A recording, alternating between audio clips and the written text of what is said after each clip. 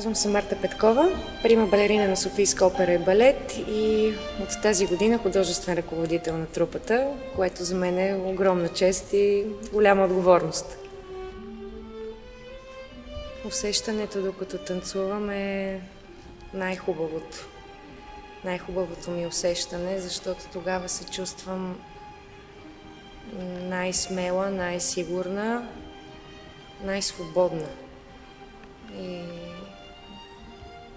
това е моят живот. Това са миговете, които осмислят ежедневието ми, осмислят всичко. Танца. Трудностите са част от пътя, който трябва да извървиме, и те за нас не са трудности. Те са нещо, което ни прави по-силни, нещо, което ни възпитава и което ни дисциплинира и което много ни помага. Част от нашия живот, но пък и аз съм се научила, че лесните неща не си струват. Винаги, когато е трудно, е имало защо.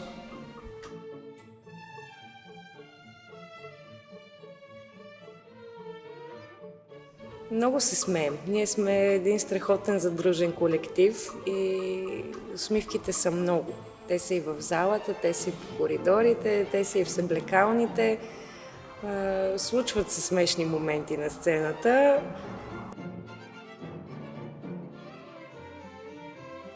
Имали сме и навсякъде има. И паданки, и закачвания с костюмите.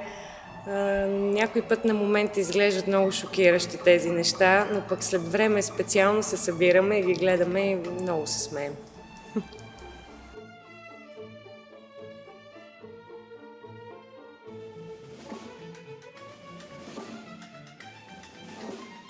Балета ме избра, определено. Не съм от децата, които исках да сложа корона или балетни палци, както и Пачка. Но той ме избра, той ме повика и много съм му благодарен. Най-добрият ми приятел е балет. Ритуалите са ми много, за добро или за лошо, с годините станаха все повече.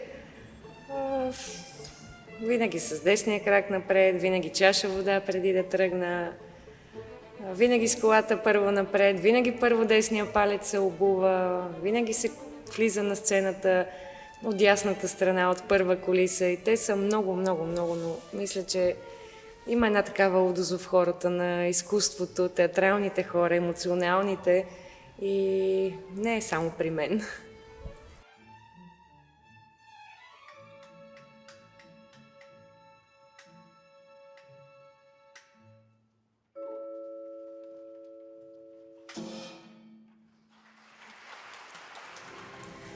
Здравейте, аз съм Венера Христова, солистка в Софийска опера и балет. В последните години притеснението и нервите изчезват в момента, в който изляза на сцената. Те са само преди това. В момента, в който изляза на сцената, влизам в образа, старая се да преживявам това, което трябва да преживее моята героиня, и като цяло е невероятно усещането. Да, естествено, лишаваме се от неща, които хората в ежедневието не се лишават, но пък за сметка на това получаваме неща, които те няма как да получат, като емоции, като настроения. Дори когато страдаш и се притесняваш, това пак те учи, пак ти помага и е нещо, което не всеки може да получи.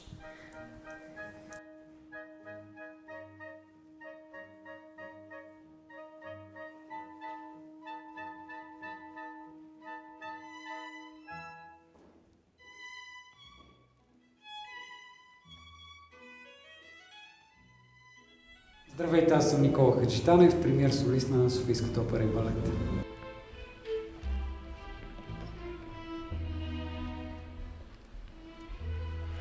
Вечерта преди спектакъл включва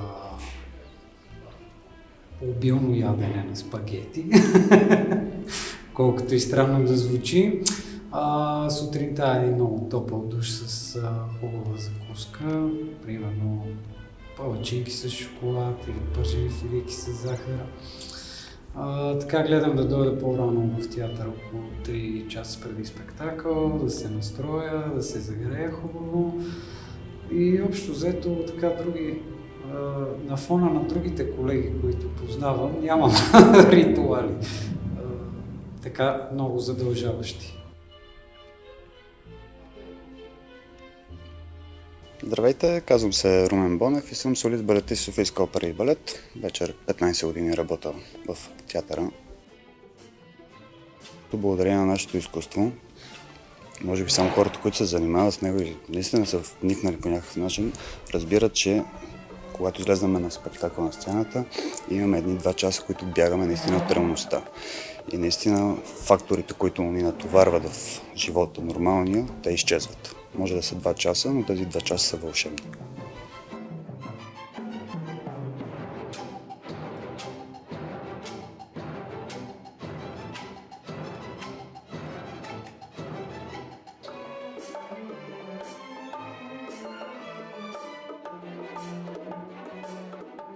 Здравейте, казвам се Кристина Чучанова-Иванова и съм солистка в Националния балет.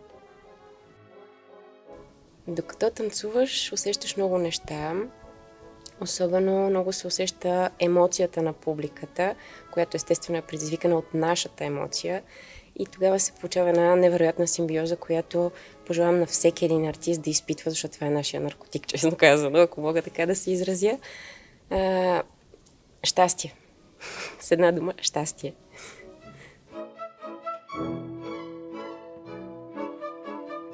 Затварям си очите, казвам си, ти можеш, вярвай в себе си, мисли, не забравяй забележките и начало.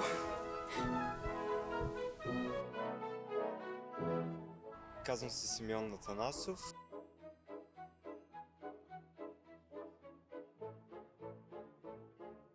Ритуала преди да излезе на сцената е да се събера в ума си и да се концентрирам за предстоящото събитие.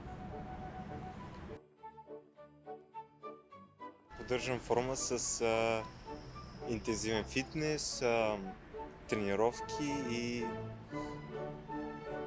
силна работа в залата. Аз се казвам Вяра Иванчева и от 10-11 вече години работя в Софийска опера и балет и последните 3 съм солистка в почти всички спектакли. С годините става много по-лесно и по-приятно, защото се чувстваш удобно и в свои води. Когато е нещо за първи път е малко по-притеснено, има го лекия страх, който трябва да се преодолява. Но като цяло усещането е много хубаво, особено на финала с аплодисментите, нали? Това е най-хубавата част.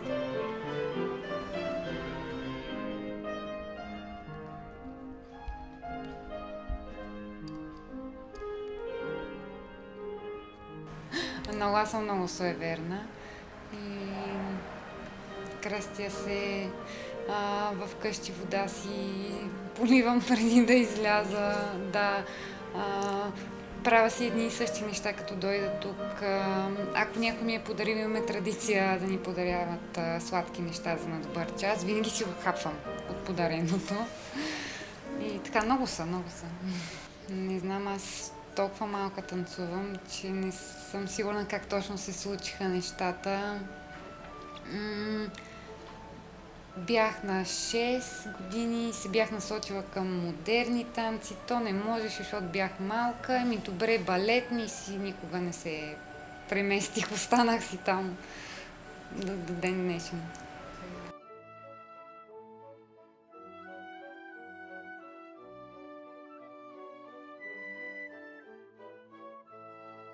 На сцената, да, винаги има забавления, случвало се по някое друго падане или винаги има неочаквани ситуации. Дали ще са чисто емоционално или физически нещо ще се обърка.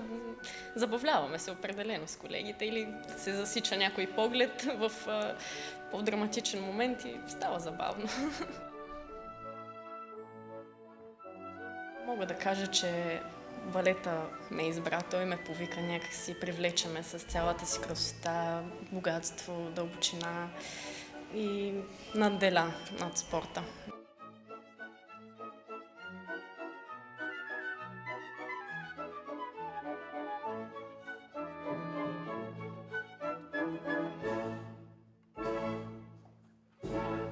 Здравейте, казвам се София Бенанти и съм солист в Софийска опера и балет. Балета ме избра, показа ми се по телевизията и видях, че балерините правят шпагат във въздуха, шпагат въобще нито на земя, нито във въздух бях пробвала до този момент, но да, той ме избра и аз тръгнах и го следвам до ден днешен и продължавам да го правя.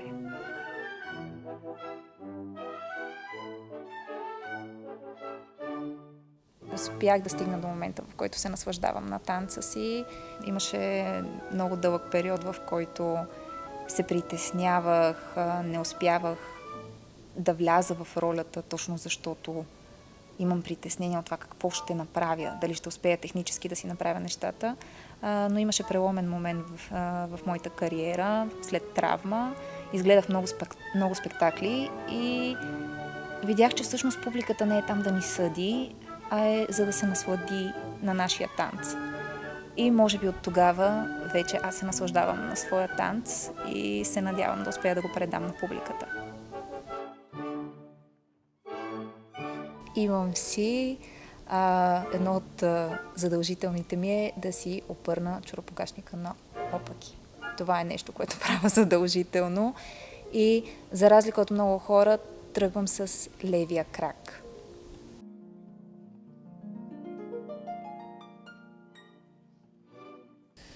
Hello, my name is Frederic Pinto. I'm 24 years old and I'm from Portugal.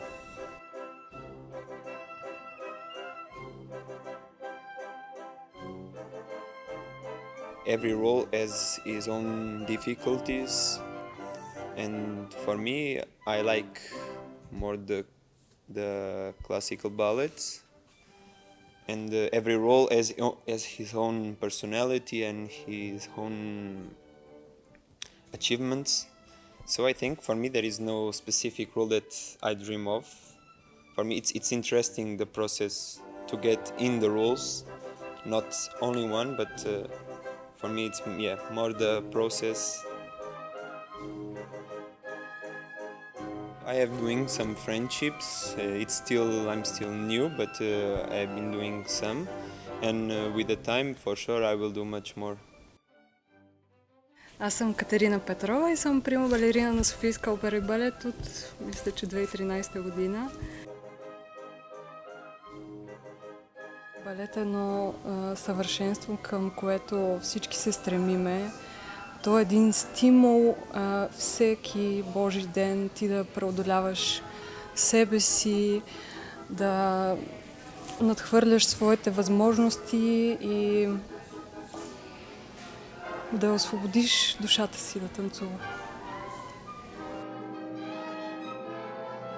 Гледам да запазя спокойствие, искам да имам достатъчно време преди да дойда за спектакъл, да не бързам, не обичам да бързам, това ме напряга. Обичам да съм по-концентрирана, да не приказвам много, по-събрана съм в себе си. Всички колеги поддържаме приятелска връзка, имаме много добри отношения. Когато бях първи клас, в училището дойдоха да подбират деца за художествена гимнастика и така започнах.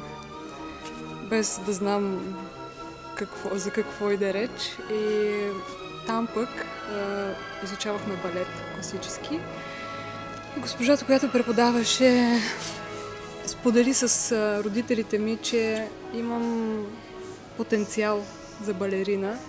И така малко на шега и на майтап, без аз да осъзнавам, ме записаха в балетното училище и ме приеха. Балета за мен е нещо съвършено и Това е възможността да, освен да танцува тялото ми, да танцува и душата ми. Защото по този начин, чрез балета, мога да изразя най-добре най-съкровенните си чувства и емоции, които по друг начин в живота едва потискаш, може би. И това е нещото и средството, чрез което мога да изразя себе си.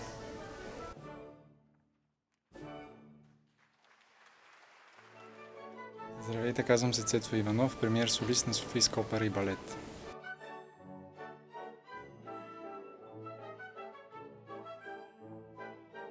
Класическия балет ме откри, може би така да го нарека.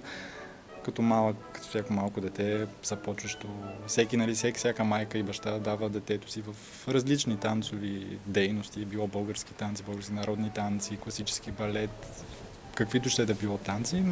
Аз съм от малък град, където ме бяха записали на такъв свободни танци, така да го нарека. И жената, която ми преподаваше, тя се е занимавала с класически балет и тя видя данните в мен, че аз имам качествата за това изкуство и ме препоръча да отида и да се пробвам в София, в Националното училище за танцово изкуство, където ме приеха.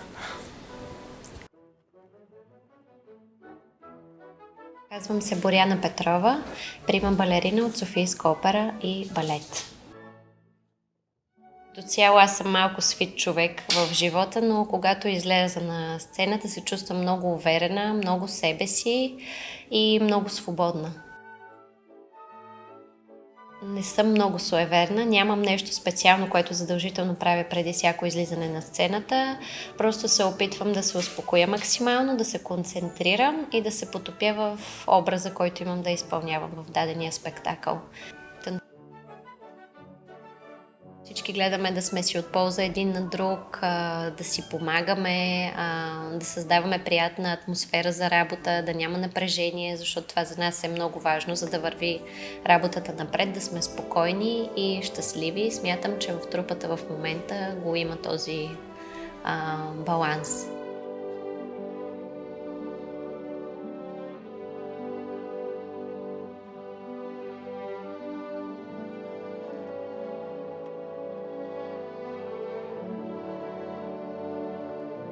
Попаднах в операта не случайно, но като цяло се опитвах да си намеря работа в чужбина.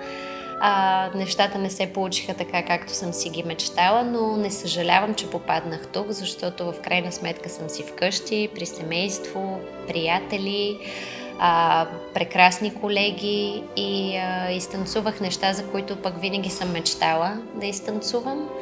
И мога да кажа, че се чувствам много добре. Здравейте, казвам се Маша Илиева и съм репетитор на балета. Нашите спектакли напоследък се ползват с голям успех, наистина.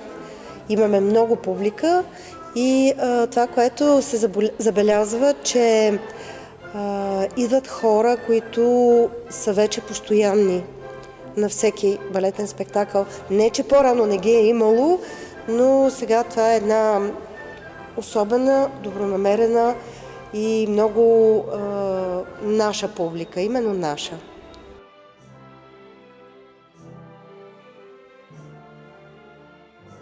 Балетът е такова изкуство, че трябва да се посветиш изцяло на него.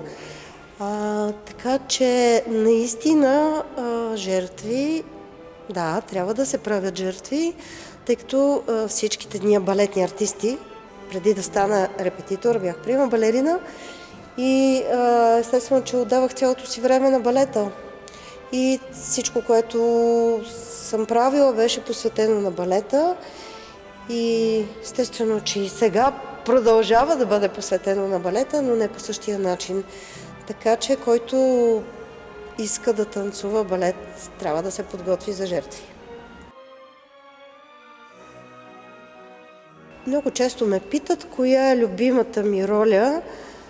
Естествено, че всичките са ми любими, всичките съм минала през много мъки. за да ги постигна, мога да изредя естествено Жулиета в Ромео и Жулиета или Китри от Дон Кихот, или може би пък сега си спомням първите си роли, още като почти дете влязах в трупата на Софийската опера на 17 години и тогава ме избраха балета Кончева и Хрогонче, както върви една сцена Панаир, едно момиче се откъсва от всички и танцува отделно и това смятах за много голямо мое постижение. Това, което мога да пожелая на всички е да усетят това, което аз съм усещала, а това е нещо свише и на български казано божествено.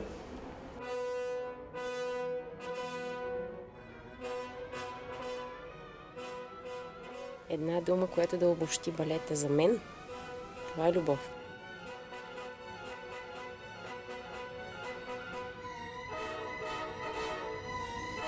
Въздух. Борба за съвършенство.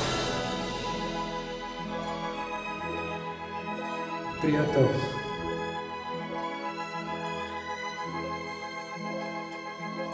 Възможност. Бягство. Труд.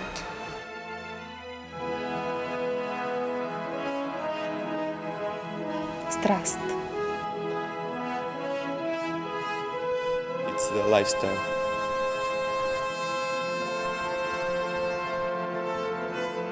Свобода, може би да.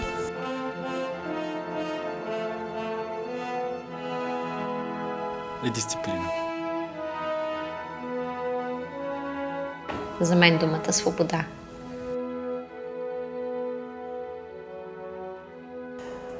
Красота. Магия. Една магия, наистина.